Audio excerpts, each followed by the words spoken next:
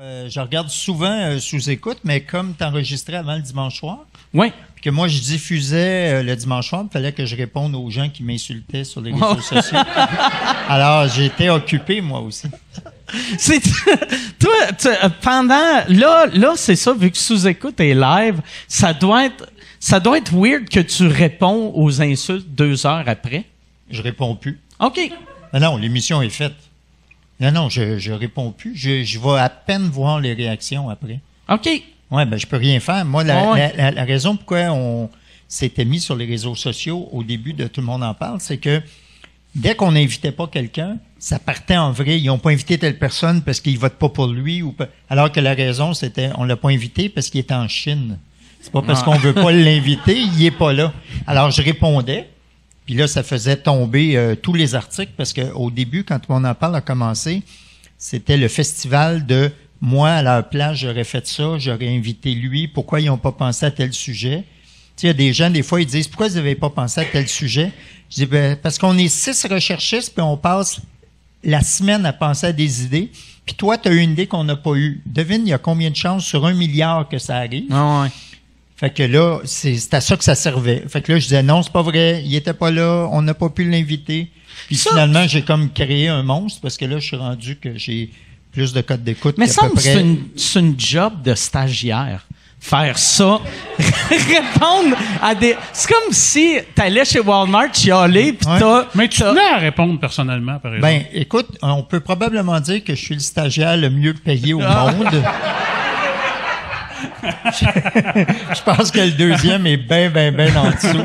Mais oui, je trouve ça important parce que j'appelle ça le service après-vente. Moi, je trouve que quand tu es connu, quand tu es une personnalité publique, probablement un politicien ou un sportif, à moins que les gens soient très élevés ou pas sympathiques, ça fait partie de ton travail et de la reconnaissance que tu portes envers les gens de leur répondre.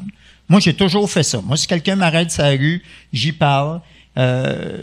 Puis j'y parle au même niveau que lui. S'il est à tuer à toi, je suis comme ça. S'il dit Monsieur Lepage, je dis Madame Marcotte. Puis s'il dit va chier mon hostie, puis j'ai dit mange la merde mon tabarnak.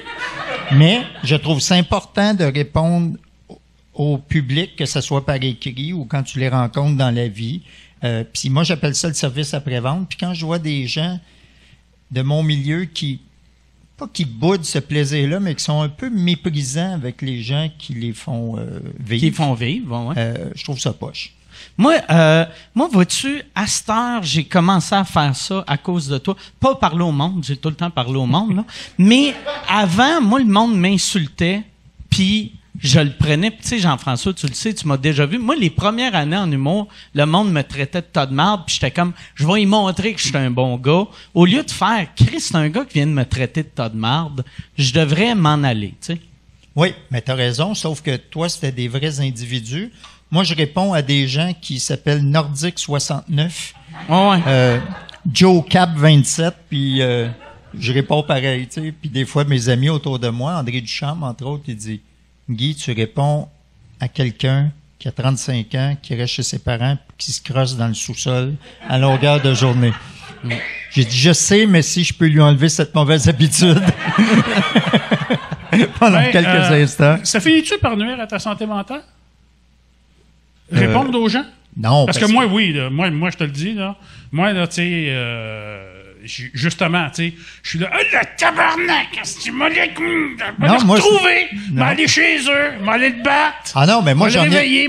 Non, mais moi, j'en ai retrouvé une couple parce que c'était des dangereux, là. J'en ai fait arrêter quelques-uns, là, mais c'était des débiles, là. Mais dans la vraie vie, je dirais que c'est comme un exercice de style. C'est un exercice de réchauffement quand t'es auteur. Ils sont durs, tu sais, Jean-François, ils sont durs à trouver. Mettons, tu te fais insulter par tu sais, Nordique 421. Il est pas dans le bottin, là, tu sais. C'est pas vrai, il est facile à retrouver. Ah ouais, c'est vrai? Ouais, je te donnerai mes trucs quand on sera pas en ondes. Oui, c'est très facile. Mais moi, j'ai déjà entendu que tu as déjà retrouvé des gens puis tu les as appelés personnellement. Salut, c'est Guy Lepage. Oui, et plus. Ah ouais! Ah ouais! Non, mais des gens qui... Non, mais des gens qui menacent. C'est des gens qui menacent. Des vraies menaces, là, envers toi, envers ta famille, là. Ben oui. Mais ça arrive pas si souvent que ça, mais disons... Je sais pas, peut-être dans les 15 dernières années, c'est peut-être arrivé, mettons, 3-4 fois qu'il a fallu qu'on fasse intervenir la police. Dont récemment, là, il y a eu des menaces de mort, là, ça a passé d'un jour. Mais c'est des vraies menaces de mort. de pas avoir gardé les plaintes parce que ça me faire nuit vraiment à ma carrière. Mais comment que le monde réagisse quand t'appelles? Quand, tu sais, mettons...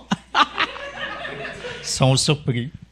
Moi, j'imagine... Ils sont bien surpris. Je me rappelle d'un en particulier, je veux pas rentrer... Ouais, je peux l'expliquer un peu parce que je me rappelle même plus de son vrai nom. C'est un gars qui avait commencé à insulter tous les artistes en même temps. Ah, c'est-tu Jeff Saub dans le temps? Oui, okay, ouais. En disant des affaires horribles, mais horribles, là, à des gens, là, des affaires en riant de leurs enfants, de leur famille, puis je vais te tuer, puis des... Puis moi, j'étais tombé là-dessus, puis j'avais écrit genre hey, ça se fait pas, ça, une affaire, hein? Puis là, il avait commencé à se mettre sur mon cas. Et tous les artistes avaient un peu peur de lui. Moi, j'ai dit, je vais le retrouver. Puis là, j'ai engagé un hacker, j'ai retrouvé son nom, son adresse, son numéro d'assurance sociale, tout le kit. J'ai appelé la police. La police a dit, ouais, monsieur Lepage, ça va être compliqué parce que la police m'appelle Monsieur Lepage. Ouais. Ça va être compliqué. Je suis surpris que tu n'aies pas arrêté pour violation de vie privée. Ça va être compliqué à retrouver. Ben non, il reste là, il s'appelle de même. C'est ça son nom, c'est son numéro d'assurance sociale. Là, puis... la police t'appelle-tu? Hey, il y a eu un meurtre qui tu non. fais-tu? On sait pas quoi faire. Non, parce que 10 ans plus tard, là, il y a eu un tata là, qui a fait des menaces de mort à moi et Julie Snyder. Puis on a fait une plainte à la police, puis je leur ai expliqué que ça serait le fun que ça aille plus vite qu'il y a 10 ans. Ouais. Il dit non, on est arrangé. Au bout de 2 heures, le gars, il était retrouvé. OK. Puis arrêté, puis tout le kit. Fait que la police a découvert Internet maintenant. Mais Mike, t'es arrivé de quoi de semblable aussi? Il y avait un gars qui me menaçait de te tuer, toi et puis Nantel. Ouais. Puis quand la police l'a arrêté, ils ont retrouvé un gars dans son char. Ouais. Moi, tu sais, j'en parlais dans mon show. On allait faire un gag. Mais l'affaire, moi, qui m'avait marqué, c'est que, tu sais, dans les médias... Tu veux dire que tirer Nantel dans la tête, ça serait pas dur? Avec sa crise de grosse tête!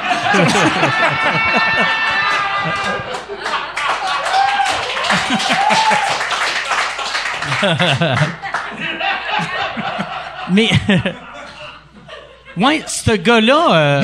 By the way, moi, c'est un ami à moi, là. Je me sens super à l'aise. Ben, tu sais, Mike ben aussi. Oui. Ouais. On souhaite toujours à nos amis de se faire tirer dans la tête.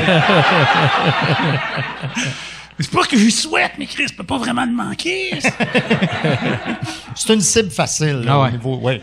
Mais ouais, ce gars-là, en plus, moi, quand j'en parlais dans mon dernier show, la presse, le titre, c'était Guy Nantel reçoit une menace de mort. Puis je l'ai appris que moi aussi, j'étais dans ces cibles. Dans l'article, esti, me semble, tu sais, contactez-moi quelqu'un, esti.